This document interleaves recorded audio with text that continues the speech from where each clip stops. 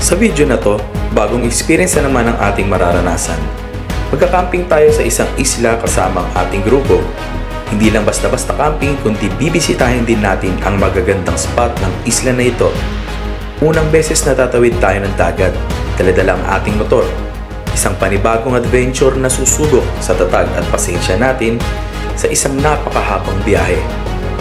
Libutin natin ang isla ng Mindoro at tunghayan ang mga bukod tanging ganda na mga tanawin na madadaanan natin sa biyaheng ito.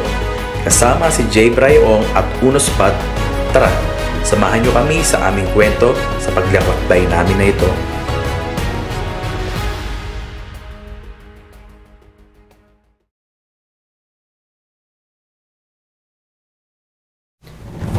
Alas 10 ng gabi, May 1, 2025, tayo'y lumuwas mula sa ating tahanan dito sa Imus, Cavite patungong Alabang, Muntinlupa para katagpuin ang ating mga makakasama sa biyahe.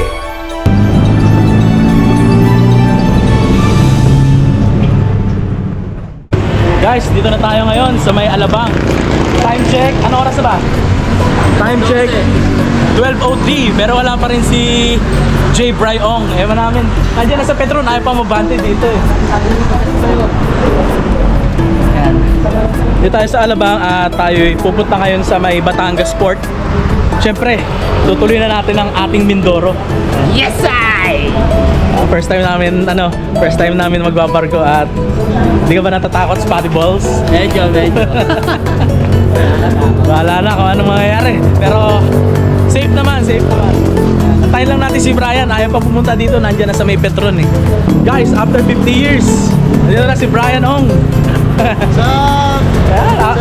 After 50 years, dumating na siya. My God. Pre, ang tagal mo. Kanina pa kami dito, isang oras na kami. Oras ba kayo? 11 eh. Pero okay lang. Kasi ang gusto namin mangyari, parang pabuti natin yung liwanag. Tingin mo. Come on! Grabe naman. Ayan guys, bibira na tayo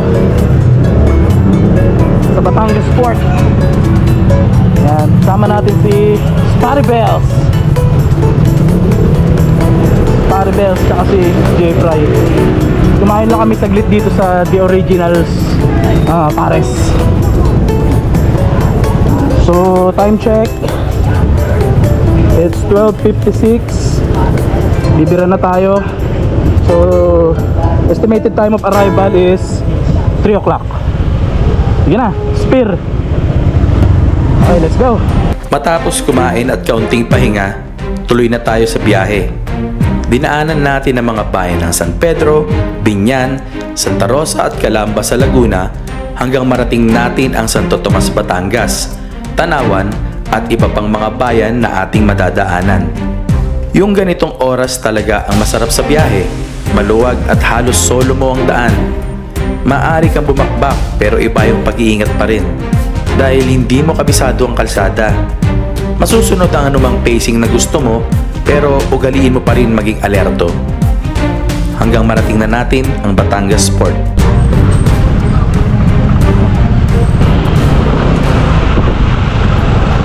Ayun, paano babayaran? 65 pesos. Ayun, dito tayo magbabayad guys. Ayan. So sa mga gustong pumunta dito, may 65 pesos na babayaran. Pamindoro to pag nakamotor tayo. Type 1 eh. 65. Dati 100 eh. Napanood ko sa vlog eh. 100 ba dati? Dati. Ha? Baka nagmura sila. Oo, nagmura naman.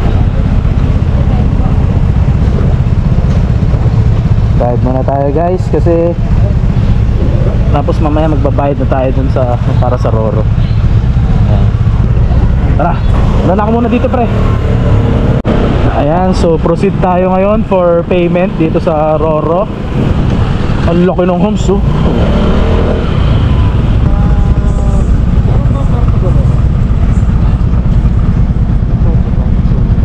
As 8 pa? Ay wag na. Kalapan na lang kami. Anong oras yung Kalapan?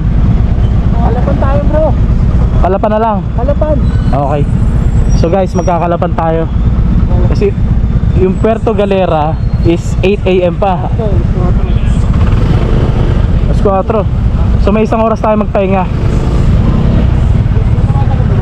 Halapan na tayo guys, hindi na Puerto Galera. Pag-uwi na lang siguro yung Puerto Galera. Okay, let's go!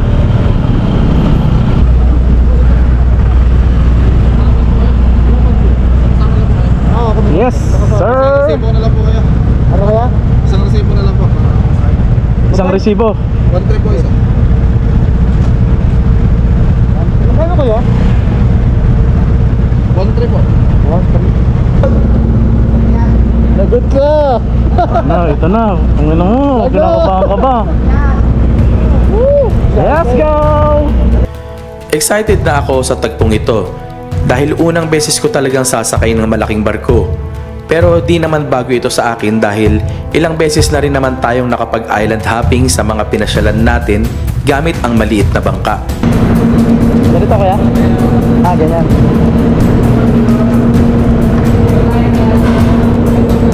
Tara, tabi-tabi na tayo. Pwede na to? Alright. Ayan na guys. First time, oh. Ignorante. First time, ignorante. Nakita tayo. At inaayos na yung ating motor. First time! First time yung umakyat ng barko. So, hindi pala dapat nilalak ang motor. Hindi pala dapat nilalak. Ito na yan, dito tayo. Kain muna tayo. Kain na naman. Wow. Ayan guys, tumitulugan. Pwede ka magpahinga dito sa loob.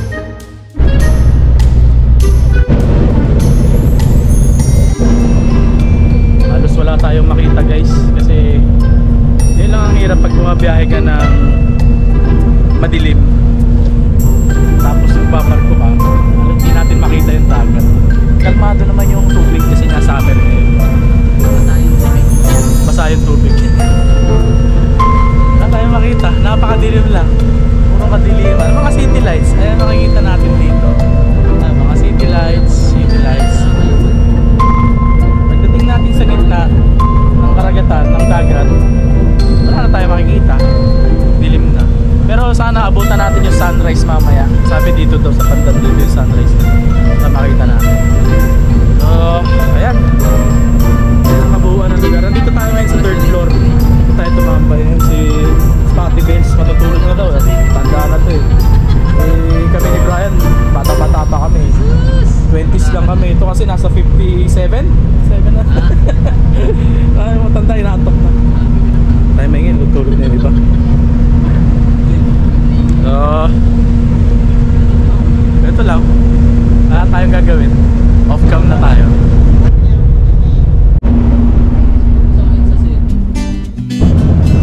Yan guys, pasikat na yung araw.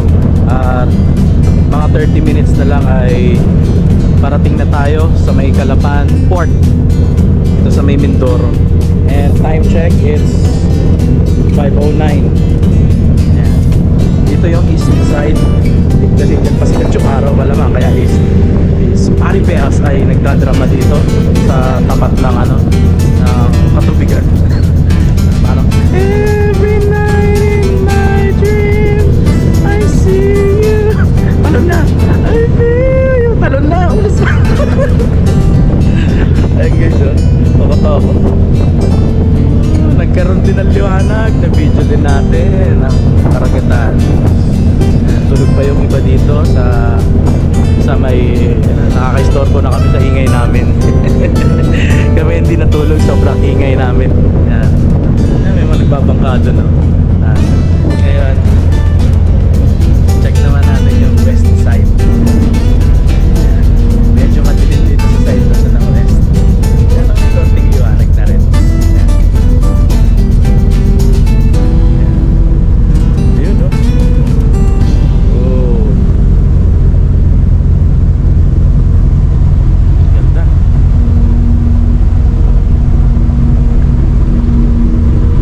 Ito yung ating first time sumakay sa barko. Hindi naman pala nakakahilo. Ganda rin. Nakakalakad nga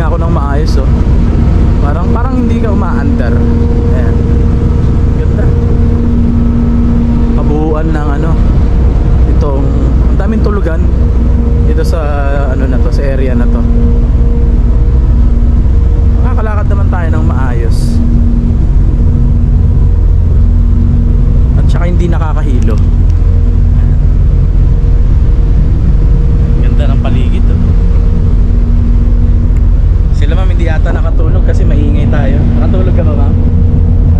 Nakatulog kayo? Ingay kasi namin eh. Wala na tulugan. Dito pala sisikat yung araw eh. Ayan ah, east. Ganda nga yun. Kasi sayang eh kung tutulugan mo yung ganito. Ang ganda. Si ano, Rose. Rose! Huwag kang tatalon, Rose! Ang ganda. Ang sarap lang pagmasdan ang bukang liwayway. Habang tinatawid namin ang dagat, mas lalo kaming na-excite sa kung anong mga tanawing masasaksihan namin pagtatahakin na namin ang mga kalsada ng Mindoro.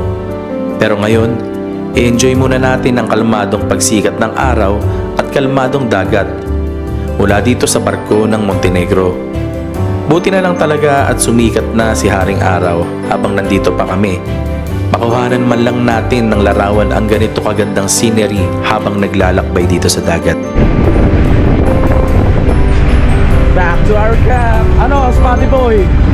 Nakuha na mo bang na-timelapse ko yung ano, sikat ng araw? Nakatulog ako. Sarap ng tulog ko, Spotty Bells. Papaalam na tayo kay ma'am kasi ito na yung ating ulit pakita. Yan, makakasama kita sa video. Makikita mo sarili mo. Ayan. Yung likod natin. Ganda ng background natin. Ayan. Madaong na tayo guys. Nagpe-prepare na sila mag ano. Ibababa na yung mga ang ba't tawag sa ganyan binababa nila? Angkla. Ang angkla ng barko ay binababa na nila. I-prepare na ang mga seamans natin. At dumating na nga tayo dito sa Calapan Port.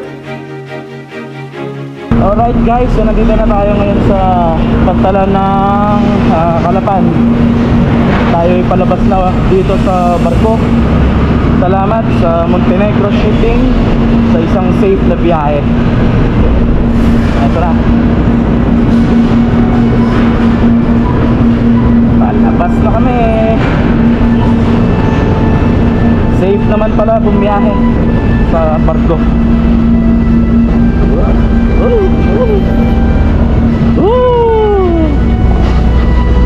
Back to the ball game. Rides na ulit. Let's go! Magpapalipad sana kami ng drone dito sa Pantalan, kaya minabuti namin magpaalam sa management bilang kortesiya. Pero so ayun guys, nagpaalam kami para magpalipad ng drone, kaso syempre protocol nila yan dito na kailangan for approval pa. Ang mangyayari, kung for approval pa, aabutin pa ng Lunes, lingguwi na kami.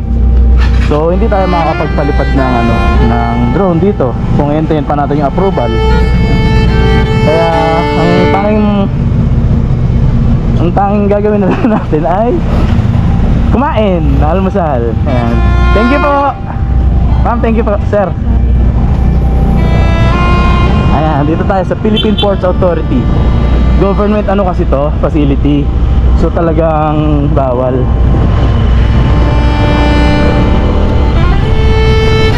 Ayan. Sinakyan namin Montenegro ang shipping. Montenegro Lines. Ayan, ano na tayo makakain guys? Let's go! kaya minabuti na lamang namin na maghanap na lang na makakainang almusal. And guys, nandito tayo ngayon sa Gracias Eatery at tikman natin ang authentic food ng Calapan. Ano pong pangalan nun, ma'am? Marie Chris. Ma'am Marie Chris. Ano pong pangalan ng natin pagkain? BSR. BSR. Ano pong composition ng pagkain na yun? Ano ngayon? Rice. Wala na special rice. Onions and pork. Yeah. Yun yung specialty niya. Then, Mineral ito water. yung tsura niya. Sarap pa. Ito. Ayun. Masarap. So para siyang definitely parang parang nasi goreng ng Malaysia, parang gano'n. Pwede, parang gano'n. Ayan. So kain muna tayo guys. Matapos kumain, bumiyahe na tayo at ang unang stop sa munisipyo ng Calapan. Alright guys, dumaan lang tayo dito sa may sa may Calapan City Hall. At nagpicture lang tayo dito. Ayan Calapan City. Tapat ng City Hall. Diyanan lang natin saglit. Sayang naman, nandito na tayo. Wala naman di pa tayo magpicture. At para remembrance ba na nakarating tayo dito. Then now, diretso na tayo sa Buktot Beach. Pero depende pa rin yan kung may makikita tayong mga magagandang view na magandang hintuan para makuha na natin ng record. So eto, nagagayak na sila. Bibili na ulit tayo. Matapos ang aming pagpapalipad ay bumiyahe na kami. Ganito pala ang mga kalsada ng Mindoro. Akala mo'y expressway. Mahabang rektahan at maluwag na daan. Napakaaliwalas na mga tanawing masasaksihan mo habang tinatahak ang kalsada. Mula sa Pantalan, may 4 hanggang 5 oras pa ang biyahe patungo sa Mansalay sa Oriental Mindoro. Ilang mga bayan rin ang ating dadaanan. Kaya naman namin bakbakin at bilisan pa ang biyahe, pero dahil na rin sa init ng panahon at ganda ng mga tanawin, hindi namin maiwasan huminto at magpahinga.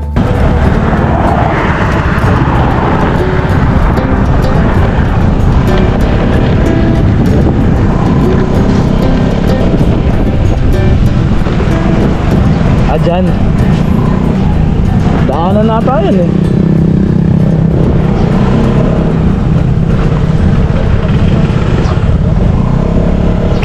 Ete. Ayun. So napagod kami guys, pahinga muna tayo dito sa may R2 gasoline station. Mga 1 hour na lang yung biyahe natin papunta dun sa campsite. Siguro mga 1 hour to 50 minutes. 1 hour and 3 minutes daw to be exact. Pero kaya naman yan kasi yung takbuhan namin 120, 100 Gs. Ang takbuhan, napakalayo pala na ito. Pero sulit naman siguro pagdating natin doon. Ayan si Spotty Verso, inaantok na yan tayo na't mag-relax sa dalampasigan sa kalmadong paraan. Maglalabas nga pala ng Spotify si Uno Spot. Puro yun yung lyrics ng kanta pero iba-ibang tono. Pahinga lang saglit tapos bira na ulit tayo. Pagod, ang init. Alam mo yung pakiramdam na nakakaano yung init? Nakaka-exhausting. Summer kasi. Pero maya-maya nandun na tayo sa camp. So yun guys,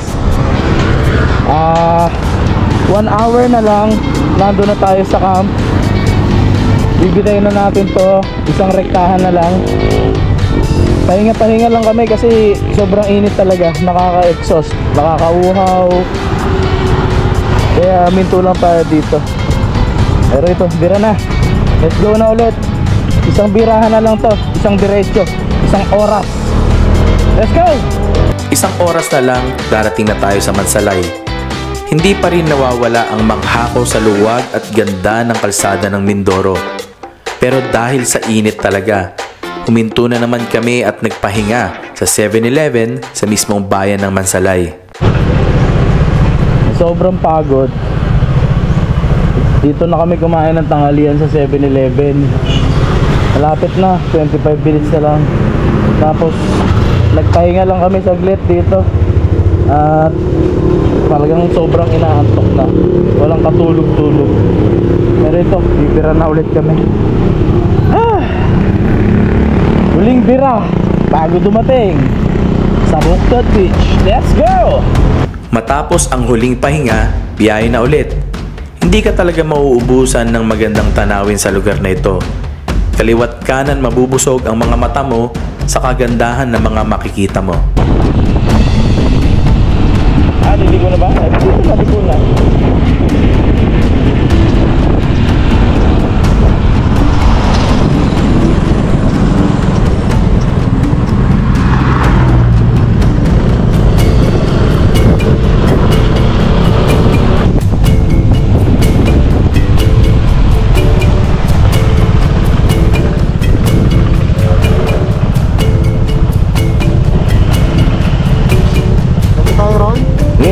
tayo dun.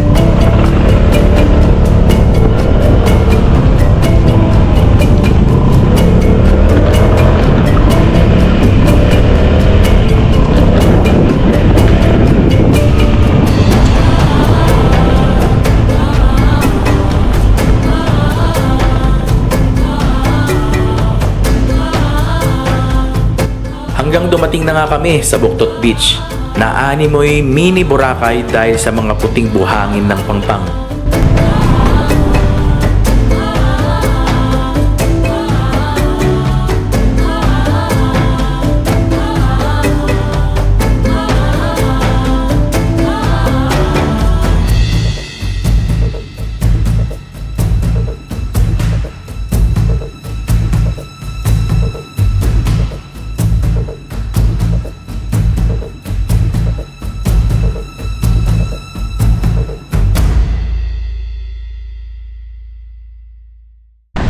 Ayun guys, nandito na tayo ngayon sa Buktot Beach dito sa may Oriental Mindoro, at dito na tayo magka-camp ngayon. Hindi ko alam kung anong pangalan ng resort ba to, or basta Buktot Beach. Dito lang yan. Dito tayo kumuha ng pwesto natin. Si Uno nagtayo na ng hammock. Ewan ko kung magte-tent siya. Tapos si J. Bry ay dito pe pwesto. Dito siya ewan ko kung ano oras pa siya magtatayo ng tent. Tinatamad mag-vlog. At ako naman, dito tayo pepwesto mamaya. Kasi para pagising natin sa umaga, yung view natin ay ito. Yan. So malawak tong pwesto na to. Ganda-ganda. Dumating tayo dito, eh syempre pagod tayo. Pahinga muna ang ginawa natin. Kaya time check ngayon, mga alas 5 na ng alas 5 na ng hapon. Eh nakakapagod yung biyahe natin. Actually hindi pa ako natutulog. Pahinga lang talaga. Ang haba ng binyahe natin. Eh ganoon talaga eh. Gusto mo yan eh. Ito, pakita ko sa inyo yung itsura ng dagat. Maganda yung dagat niya guys. Pa-low tide na, kanina yung dagat nandito pagdating namin. Ayan o. Ganang punto. Mababaw lang. Kasi nililigo yung mga bata. White sand siya. White sand na white sand siya. Ang ganda niya.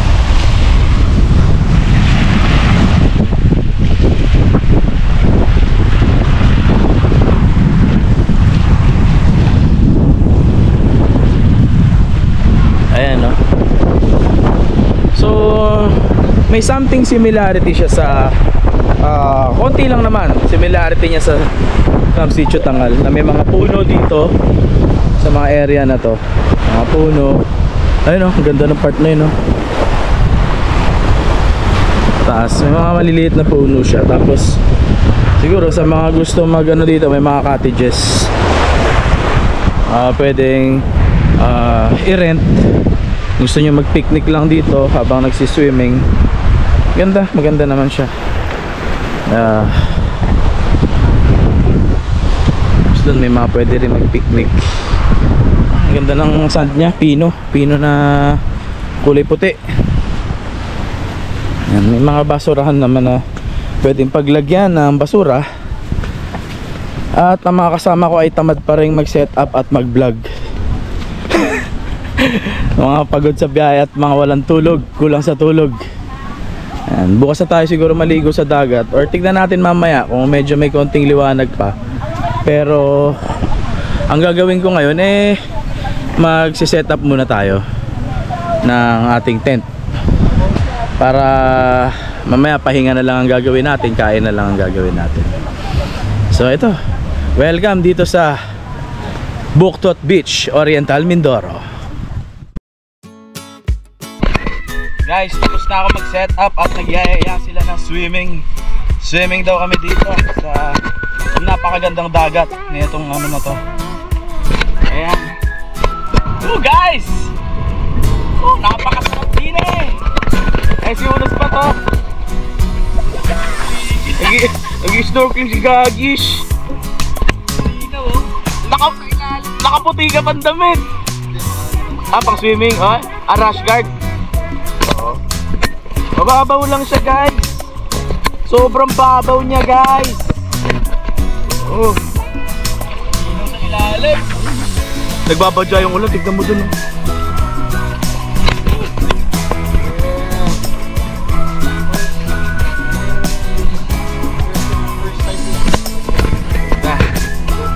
Kaya yan.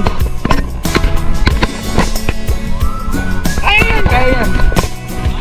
Bago lang yan, wala naman damage eh. Lublog ko na. Parang di mo nakitang nilublog kayo sa akin nung nasa Pangasinan tayo eh.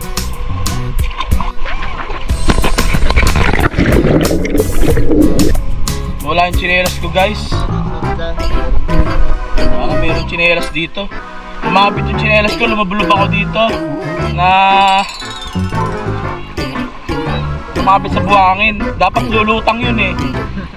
Tulad na ito yung tsinelas ko. Dapat lulutang yan eh, oo. Diba? Dapat lulutang yan eh. So hindi na lumutang eh. Kaya yun. Yung narating ah. Ang layo na narating ng tsinelas ko. Grabe, guys. Nakita ko na yung tsinelas ko. Andun kami oh. Tapos napunta dito. Grabe. Hindi, nagtsinelas ako kasi may mga shell. Ayun, pinong-pino, no? Akala nyo lang hindi white kasi yung araw ngayon mapula. Oo, pero ang ano na ito, guys, grabe yun, ang layo na narating ng tsinelas ko. Samantalayin na natin to, guys, dahil bukas change tayo ng venue, hanap tayo ng isa pang makikita nating campsite dito. Buka nga tayo yung chick. Yung chick dito. Ayoko. Basta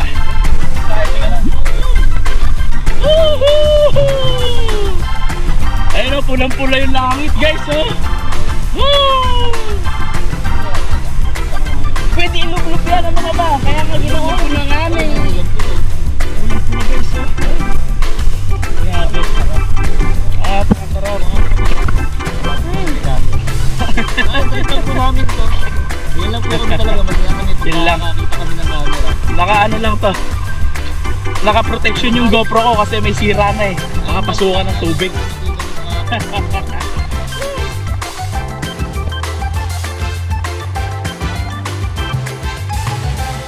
Kinagabihan, nagluto na tayo ng makakain. Siyempre, as usual, camper food, the ASMR Kalokohan style. Lalahat mo yung gata.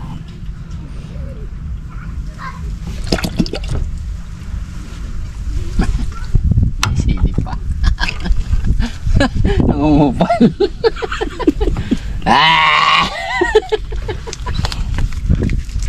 Nangungupal sa vlog eh, no?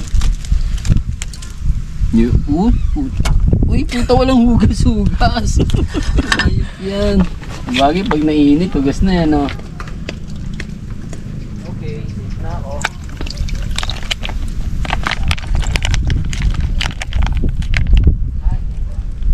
Nag-asmir pa.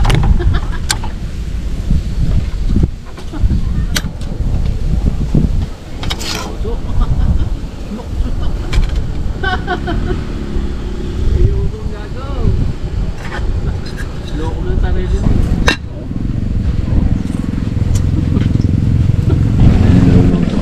Yabang. Tabi.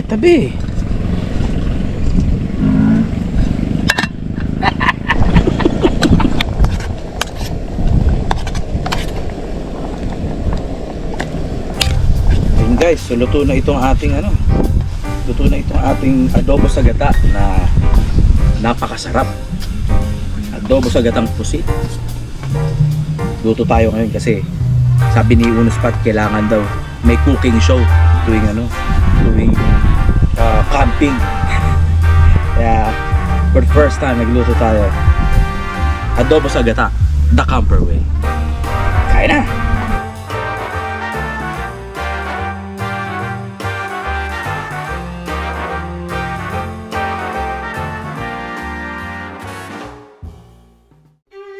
Matapos ang hapunan, hindi mawawala sa amin ang fellowship.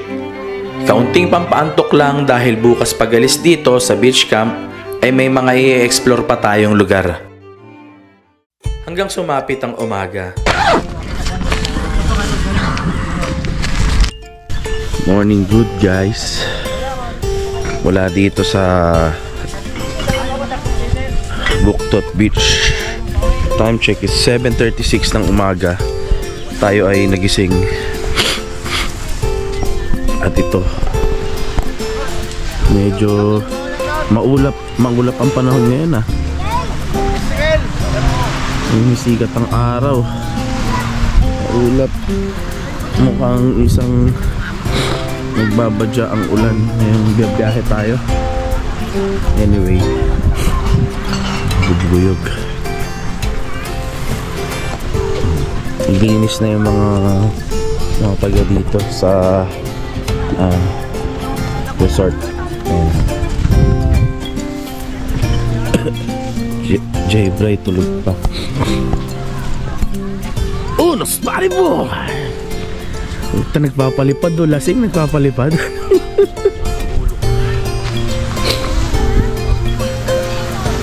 Yung mga naliligo na to. Mukhang uulan pa ngayon ah. Papalipad na si Spotty Bells oh. Lululululul. Gago. Ah, yung fly away lumalayo. Nox. Gising tayo, medyo maingay ngayon eh. Ayan. So guys, hindi namin alam kung saan kami pupunta mamaya at kung anong mangyayari. Pero tuloy ang ating adventure and tour dito sa Mindoro, Oriental Mindoro.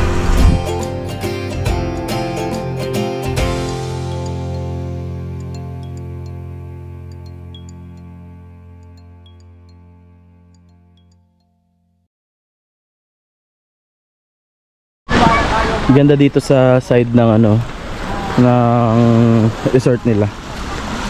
May mga stones dito. Galing. Ganda. Mambo na nga lang guys ha. Ito napakarunong spot dito oh. Ang ganda oh. Ito may land formations, rock hill dito. Ganda. Ay, ang ganda ng ibon. Hindi kita sa camera. Kulay blue. Ang ganda. Ito. Napakapino ng buhangin. Tsaka ganda. Maambo na guys. Pinakita ko lang tong lugar na to kasi napakasarap tumambay dito pagka nga naman ano, nga nang gusto magmuni-muni. Itong side na to ng camp ang iyong puntahan. Ganda. Ayan. Ito ang dagat. Wow, dagat. Mahaba-haba at marami-rami pa ang pupuntahan natin dito sa Mindoro. Kaya may nabuti na naming maaga-aga na mag-break camp para may oras pa tayong suyurin ang magagandang spot ng isla na ito. Ganun pa man, na-enjoy naman namin ang paglagi at pagpahinga sa napakagandang beach camp and resort na ito. May mga nakasalamuha din tayong mga bagong kaibigan at syempre, mini Boracay feels. Basta for sure, pag may pagkakataon, babalikan ko ito. Kuya Jerk sa aking pangalan, kwento ko ay tunghayan, sa lungkot at kasiyahan, meron kang kapupulutan kapag